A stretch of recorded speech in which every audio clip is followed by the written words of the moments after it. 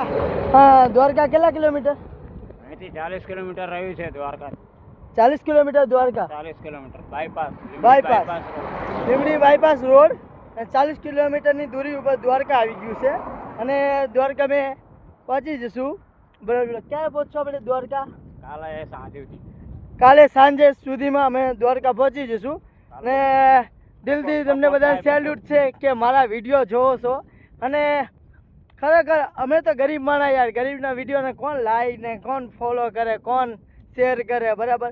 પણ આ એક માણસ ધંધુકાનો ક્રિએટર, આજ ભલે હું નાનો એવો માણસ રહ્યો પણ દિલથી હું સેલ્યુટ કરું છું આવા બધાને કે આવા સારા કાર્ય કરું હું, બરાબર. થોડુંક સપોર્ટ કરો તો સારું છે. બાકી તો વિડીયો ટાઈમ મળે તો વિડીયો બનાવશું, નો ટાઈમ મળે તો નહીં બનાવી. બાકી અમારું કામકાજ એવું છે કે લાઈવ લોકેશન જ્યાં સુધી મને ટાઈમ રહેશે ને ત્યાં સુધી હું બ્લોગ બનાવતો રહીશ અને કામ કરતો રહીશ. બાકી મને ટાઈમ રહેશે કે બ્લોગ બનાવવું એટલે હું બનાવતો જ રહીશ. અને પબ્લિકને જનતાને જેટલો તમે પબ્લિક પ્રેમ સપોર્ટ કરશો ને, જેટલો પ્રેમ સપોર્ટ કરશો ને, મારા વિડીયોને તમે શેર કરશો, 5 જણા મોકલશો, આ વ્યક્તિ આમ છે તેમ છે. પણ ખરેખર દિલથી કહું છું, અત્યાર સુધી એકલો હતો પણ કાકા મારી સંગાત છે એટલે ફૂલ મને સપોર્ટ મળી ગયો હતો. દિલ છે, એમને સેલ્યુટ છે તમને બધાને કે આટલો વિડીયો તમે શેર કરો અને 5 જણા મોકલો. અમે તમારા હાટું મહેનત કરીને સોશિયલ મીડિયામાં કામ કરીને બેઠા છીએ, બરાબર. જો અમે નહીં કામ કર્યું તો કોણ કામ કરશે? યુટ્યુબર કોણ હકાવશે? ક્રિએટર કોણ બનશે? અને કામ કોણ કરશે?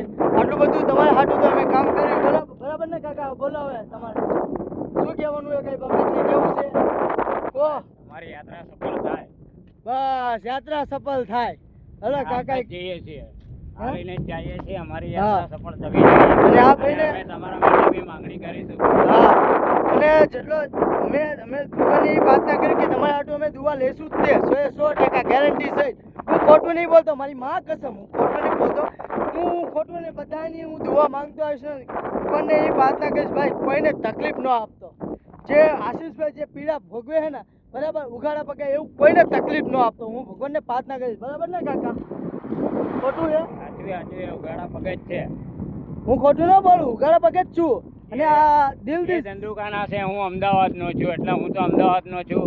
અમને મારા અંગત લઈ જાઉં ભાઈ કે મેં જોયું નહીં, મને રસ્તો બતાવો. હું રસ્તો બતાવું છું ને હું હાચવીને જ એમને લઈને આવ્યો છું. અને આશીષે જોયું નથી એવું નથી, બધું જોઈને બેઠો હે, બરાબર. આપણે ખોટું નહીં બોલો. હા, જેટલા ક્રિએટરના જેટલા વસ્તુઓ આવે ને, બોર બધું ખબર હોય, બરાબર. કદાચ ખ્યાલ ન હોય તો અમને પૂછું કાકા મને બતાડો. બાકી તો આપણે બધું જોયું જ હોય, આપણે ખોટું નહીં કહેતા, બરાબર ને કાકા?